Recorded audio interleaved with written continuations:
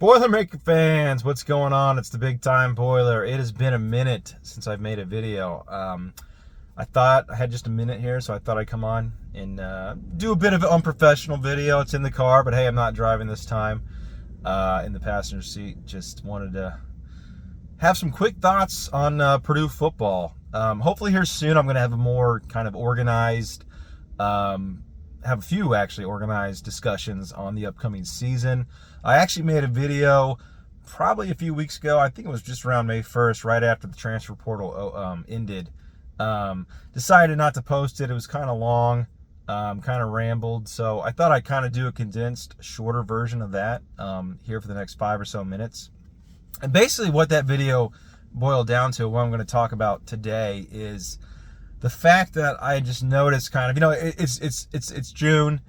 It's we're getting antsy, a lot of us, especially us diehard football fans, Purdue football fans, are getting antsy for the season. If you're like me, you're starting to kind of consume some off-season content. The players are actually on campus for them. I think everybody's on campus, player-wise. So it's kind of that time of year where you're starting to consume that content. I think preseason magazines are going to be out here pretty soon. Obviously, the news of the release of college football 2025 here in the next month.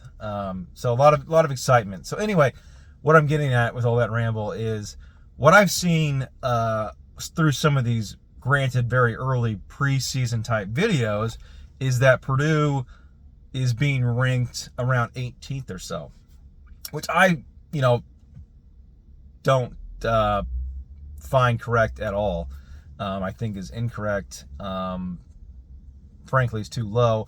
But at the same time, really the Big Ten in general, has 18 teams now. Yes, I said 18. And really from like 9 to 18 is probably, just a cluster of teams. Purdue, though, I think is being slept on. There was something that just came out, I think it was, CBS, that had some sort of transfer portal, a transfer in, transfer out analysis, where they took basically how teams improved their roster. And Purdue was not only number 2 in the Big Ten, improving their roster via the transfer portal, right behind Ohio State, who was number 1.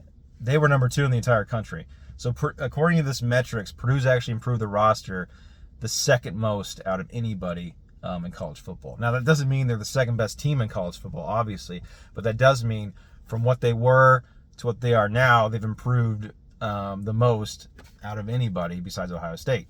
And I think that's actually probably in line. I think people have slept on what Purdue has done this offseason. They've not only brought in a top 30 class, one that's actually been bolstered now by the addition of early, I guess, not so reclassified 5-star cornerback Tarian Grant, who he did reclassify to 2024. He's on campus now. That's a 5-star recruit.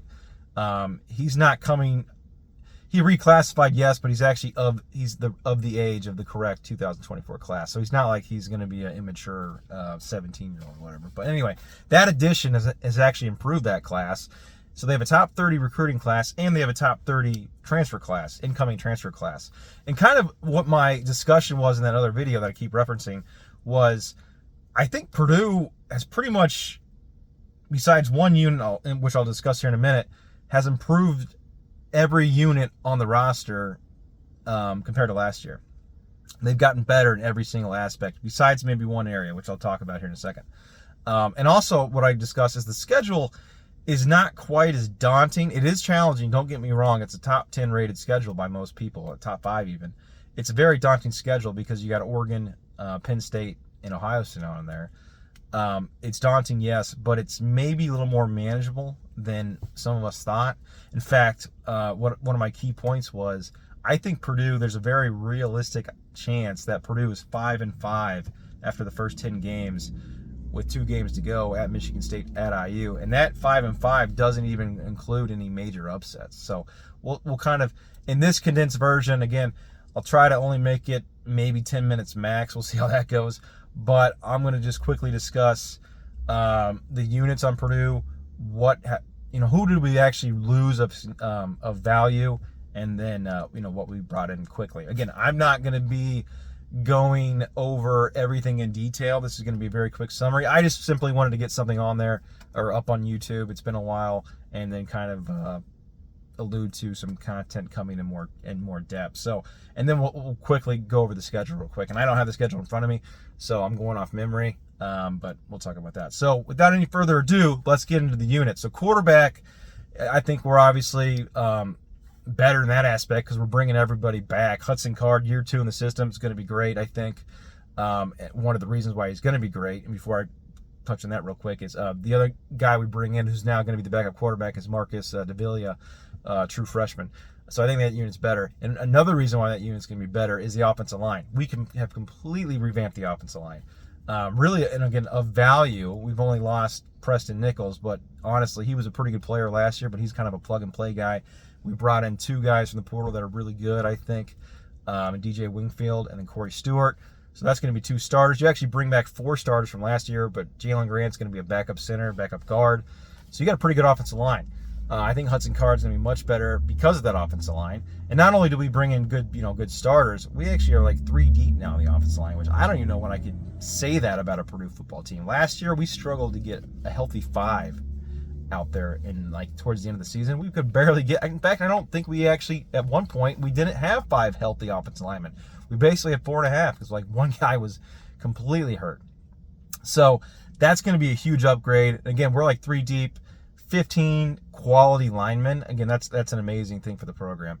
Again, I think they're going to be, at the very least, a mid-pack offensive line, if not better. Gus Harvick returns, and they're healthy. Again, last year, we started off the season against Fresno State with our 3rd-string offensive lineman, who's now retired from football, in Salsa Johnson. But that guy had just gotten to campus, I want to say 3 to 4 weeks before that game started. So anyway, we had some issues last year on the offensive line. Wide receiver room is completely revamped. Deion Burks, we lost. He's obviously a good player, although he just got in some trouble with some DUI down there in Oklahoma. I think, though, that the unit, we lost multiple players on this unit. It's completely overhauled. We brought in some good players. Edrin, who was hurt last year, was going to be our number 1 receiver, got hurt in the fall camp. He's back. He should be our number 1.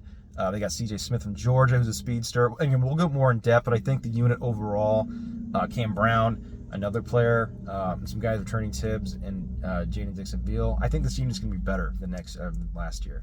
And again, we'll get more detail in that later. And then the running back room, at the very least, should be as good as last year, if not maybe a little bit better, especially if Maccabee can fix the fumbling issues. This unit's definitely better than last year. Now, we did lose Tyrone Tracy, which again is a big loss. He was kind of a co-starter with Maccabee. However, we got the addition of Reggie Love. That kind of makes that go away a little bit. So it's a good combination. It's kind of like last year. We got the combination of Reggie Love and Devin Maccabee instead of Tracy. We did lose, though, Dylan Downing, at the 3rd-string running back. He was a pretty good player for us for a 3rd-string running back. He went to Miami, Ohio. Merriweather is going to be the true freshman 3rd-string running back. I think, though, it's going to be pretty much the Love and Maccabee show. So I think that unit should be better. Tight end room, you lose Garrett Miller. You get Max Clara back from injury, who was going to be the number 1 tight end anyway. Bieber's back. Galloway, the true freshman. He's probably 4th-string, though, because George Burnham, who had a really good game against IU, who's been a little bit hurt this offseason, he's back. Very promising freshman, so that unit's better. So the offense, every unit's better. And I don't think that's homer glasses. That's the truth. Again, the only 2 losses of value here is Tyrone Tracy and Deion Burks, and I think they're going to be okay. I think they replace them. So, again, let's kind of quicken the pace here. We're moving on to defense. Now, there is one unit where I don't know if we're going to be as good as last year, and that's the defensive line. And actually, more specifically, probably the rush ends. And the reason I say that, Nick Scorton is the biggest loss that we lost in the transfer portal. I've seen him now, I think, projected maybe in top 10 in the NFL draft. He went to Texas A&M back in his hometown. That's a big loss, no matter how you slice it.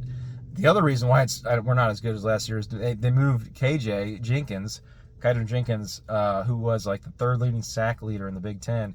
He's now at middle linebacker. He's still going to rush, I guess, the passer on 3rd down and stuff like that. But you lose Jenkins and Scorton on the ends. You brought in some guys. Will Helt is there, who had a promising true freshman, now a sophomore. Shittasella, all-name team, is there, and C.J. Madden from Georgia. I just don't know if you're going to have the production that you did last year, the DNs, or I guess the rush linebacker spot.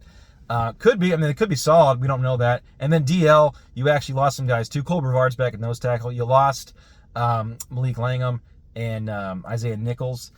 Again, two, and I say this with all respect, average players that should be replaced pretty easily, what they brought in, with guys like the guy from Kentucky, that he's escaping my name right now. They brought him in to kind of replace. They got DeMar J. Lewis back, who was not healthy last year. He was hurt the year before, but he should be fully healthy this year.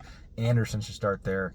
I think they're going to be okay at the D line, is what I'm saying. As far as the interior, there should be similar, if not as good as, better than last year. The Russian spot is where I'm not sure if we're going to be better there. Hopefully, if we're as good, we should be good to go. Linebacker spot should be improved just by the fact that KJ's back there, and now you got Yanni Karlaftis back, who looks improved in the spring game. Cornerback room, you got or I'll just say secondary. You lose there, you lose Kane, you lose Cam Allen, who had a kind of up and down year last year. Kane had a good year. Kane's like that. He was in that star kind of / linebacker role, because obviously in this defense it's 5-1-5. The guys you bring back the corner room, guys you bring in, you get Nyland Green there. You get Markevius Brown back, who's good. Kyle Breedlove, excuse me. He's the fastest guy on the team, apparently. He's from Colorado. He should be maybe in that star position. Safety, you get Dylan Thieneman back. Obviously, that's a huge deal. The other safety probably going to be Antonio Stevens, kind of replacing Cam Allen. I think that, so the secondary in general is going to be better. Then you got, again, Terrion Grant's there. You got a bunch of other 4-star safeties coming in, like Luke Williams, Coy Beasley. I mean, you got a ton of talent in the secondary. One guy you did lose, Marquise Willison, who looked very good, kind of a shutdown corner, but he only played like 3 games before he got hurt for the season. So that room is better. Again, I don't think, if anyone actually studied this team, obviously we're Purdue fans, we're Purdue diehards, we're going to understand this more than other people. But if people actually studied this team, they would see, this team actually improved quite a bit. Hence the CBS article that came out where Purdue's number 2 in improving their talent. And again, a lot of the guys that transferred out aren't at the caliber of Nick Scorton and Deion Burks. Basically, those are the only 2 guys of real value that we've lost via the transfer portal. So, of course, all the guys you brought in, the vast improvement there is because the depth is going to be let me say that again. The talent level is much greater now on this team. You got rid of a lot of dead weight that unfortunately was here because of the Jeff Brom, Ryan Walters transition. So that is all good signs. The defense should be much better too. Again, the only position on this whole team where I think I can't say we got better is the Russian spot. Real quickly, the special teams was a mess last year. This year should be a little bit better. New punter, I think Cummins is his name, or Crummins, Australian. He was at Mississippi State last year. He had similar stats to Ansel, so I think he'll be better than that. Kicker was a real struggle last year. One of our main kicker was hurt, Ben Freehill. He had like blood clot issue or something. He's actually back, but a scholarship kicker's coming in, and Porth from Brownsburg. He's supposed to be a stud. The depth on this team is better too, so I think special teams in general should be much better this year. Just needs to be average at the very least, please. Really quick on the schedule. I'm not going to go too in depth into it. We're already at 13 minutes. I'm going to have a deeper dive on the schedule here eventually, and maybe do a little more analysis on the team. All I'm going to say, I'm going to wrap up with this. I don't think it's as daunting as maybe we all thought it was. Again, it's a tough schedule, don't get me wrong. But I think where it gets interesting, you start off with Indiana State, you should kill them, obviously. You get a bye week, though, which is nice. And then you play Notre Dame at home, 3:30 game. That, I think, is going to be the key. I actually, in my prediction for the 5-5 for the first 10 games, I actually have us losing this game. But if we win that game, things can get very interesting. Notre Dame has I think they play Texas A&M week 1. They'll see Nick Scorton. Then they got Northern Illinois, and then they got us. So we have a bye to prepare for them, which I think is very nice. After that, though, basically when I said we're going 5-5 in the first 10, that's, I think, wins against, let me see, Indiana State, Nebraska, which would be a tough game, though. That's at home. Illinois, Northwestern, and Oregon State, at Oregon State, which, again, looked like a lot harder game than what it probably is going to be. They're in a conference now, Mountain Sky Conference or something. I don't even know. They're no longer in the Pac.